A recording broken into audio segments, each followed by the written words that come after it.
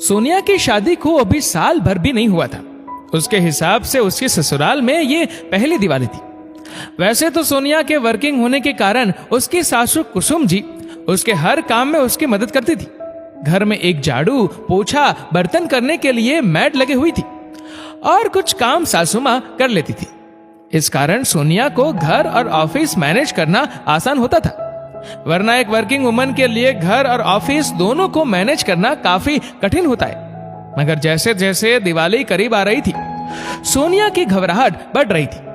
एक और तो ऑफिस में काम का प्रेशर और दूसरी तरफ घर में भी काम बढ़ गया था। वैसे तो सोनिया की शादी के पहले कुसुम जी अकेले ही दिवाली की सफाई करती थी, मगर बहू के आने के बाद उन्होंने सोचा इस बार दिवाली की सफाई सोनिया ही कर लेगी। दूसरी ओर सोनिया के मन में ख्याल था, हर काम की तरह माँ जी दिवाली की सफाई में भी मेरा हाथ बटा देगी।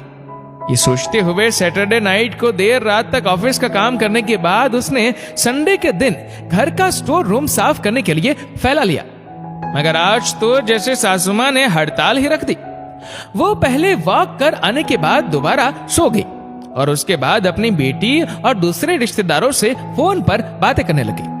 उन्हें इस तरह फोन पर लगे देख सोनिया किचन में काम करने लग गई। इधर फैला हुआ स्टोर रूम और दूसरी ओर कुछ देर में किचन में सबके लिए चाय, नाश्ता और लंच बनाते बनाते ही उसे किचन से ही फ्री होते होते ही 1 बज चुका था।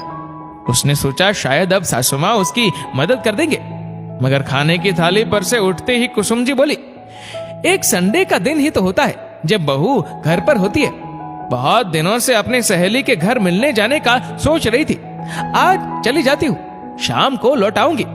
कहकर कुसुम जी उस स्टोर रूम के फैले हुए सामान को अनदेखा करके चली गई। एक बार को तो कुसुम जी के व्यवहार पर सोनिया की आंखों में आंसू आ गए, मगर फिर उसने सोचा सच ही तो कह रही है मम्मी जी, मैं सारा दिन ऑफिस में रहती हूँ तो घर पर रहकर मेड से काम कराना, दूसरे काम को देखना, बहू आने के बाद भी वे सारा दिन बिजी रहती है। चलो कोई बात नहीं, मैं अकेले ही स्टोर रूम जमा लेती हूँ। स्टोर रूम की सफाई करते करते सोनिया को 8 बज चुके थे। थकान के कारण उसका बुरा हाल हो चुका था। उसकी नजर घड़ी पर गई तो उसने सोचा आज तो वैसे ही काफी देर हो चुकी है, पूरा खाना बनाने की ना तो आज हिम्मत है और ना ही समय। उसने तुरंत हाथ मुंह धोकर चेंज किया और सबके लिए वेजिटेबल दलिया बना लिया। तब तक कुसुम जी भी अपनी सहेली के यहाँ से आ चुकी थी। एक नजर स्टोर रूम को देखने के बाद वे बिना कुछ बोले अपने कमरे में चली गई। कपड़े चेंज करने के बाद वे जब डाइनिंग टेबल पर खाना खाने बैठे तो सामने दलिया देखकर गुस्से में बोली, सोनिया ये सब क्या है?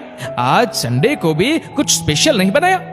बाकी दिन तो हम एडजस्ट कर लेते हैं, मगर आज तो तुम घर पर थी, तुम्हें कुछ खास बनाना था। संडे को कौन दलिया खाता है भला?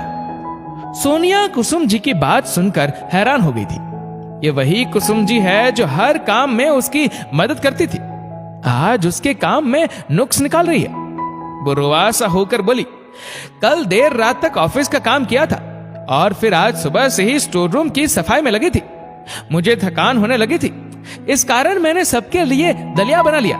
कहकर सोनिया रोते हुए अपने कमरे में चली गई। इन आजकल की लड़कियों का यही है, इन्हें जितनी छूट दो उतना सर पर बैठ जाती है। क्या हमने कभी घर के काम नहीं किए? स्टोर रूम तो ऐसे बोल रही है जैसे पूरे घर की सफाई एक दिन में ही कर दी हो। कहकर कुसुम जी भी गुस्से में अपनी थाली से उठकर अपने कमरे में जाने लगी।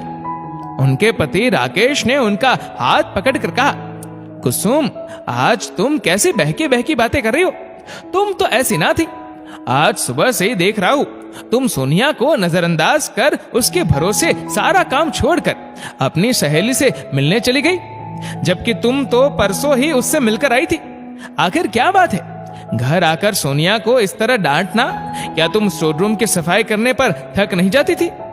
तुम तो जिस दिन स्टोर रूम साफ करती थी उस दिन खाना बाहर से ऑर्डर करती थी। उस लड़की ने तो कम से कम तुम्हें घर का बना हुआ खाना तो परोसा था, फिर भी इस तरह की बात की तुमने उससे। राकेश के ऐसा कहने पर कुसुम पास रखी चेयर पर बैठकर कुछ पल के लिए खामोश हो गई और फिर धीरे से बोली, जैसे उसे अपनी गलती का एहसास हो गया हो। आज सुबह नागपुर वाली भाभी जी से बात की थी, उनकी बहू बेटे को लेकर घर छोड़कर चली गई कहीं। ऐसा हमारे साथ ना हो।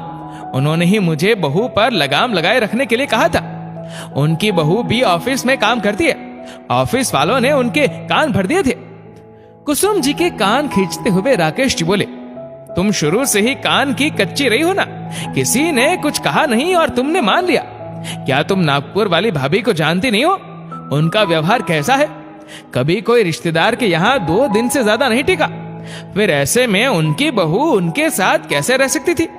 उन्होंने अपनी गलतियों का ठिकरा भी उस बेचारी बहू के ऊपर डाल दिया और तुम उनकी बातों में आकर लक्ष्मी को प्रसन्न करने के लिए दिवाली की सफाई करती अपने घर की लक्ष्मी को नाराज कर दिया। उनकी बात सुनकर कुसुम जी को अपनी गलती का एहसास हुआ और बोली, ये बात मैं कैसे भूल गई कि बहू घर की लक्ष्मी होती है।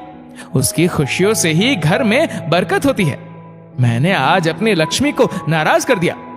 राकेश जी मुस्कुराकर बोले, अभी भी देर नहीं हुई है। जल्दी से उठो और जाकर अपनी लक्ष्मी को मना लो। तुम्हारे डांटने के कारण बेचारी बिना खाना खाए अपने कमरे में चली गई। कुसुम जी ने तुरंत सोनिया के लिए गर्मा गर्म मैगी बनाई और उसके कमरे में ले जाकर बोली, अपनी माँ को माफ कर दे। कुसुम जी के बोलने के अंदाज से सोनिया के रोते चेहरे पर मुस्कुराहट आ गई और आकर अपनी सासू माँ के गले लग गई। हम लोग दिवाली की सफाई कर कर लक्ष्मी के आने का इंतजार करते हैं, मगर घर में रहने वाली लक्ष्मी को इग्नोर कर देते हैं। मगर याद रखिए, उसी लक्ष्मी के मुस्कुराहट से घर में बरकत और उन्नति होती है। दोस्तों, इस वीडियो को लेकर आपकी क्या राय है नीचे कमेंट करके जरूर बताएगा। और अगर आपको वीडियो अच्छा लगा हो तो इस वीडियो को लाइक करेगा, शेयर करेगा ज्यादा से ज्यादा लोगों तक। और ऐसे ही और भी इंस्पिरेशनल वीडियोस के लिए सब्सक्राइब करें हमारे यूट्यूब चैनल को और फेसबुक पर फॉलो करें हमारे पेज को। धन्यवाद।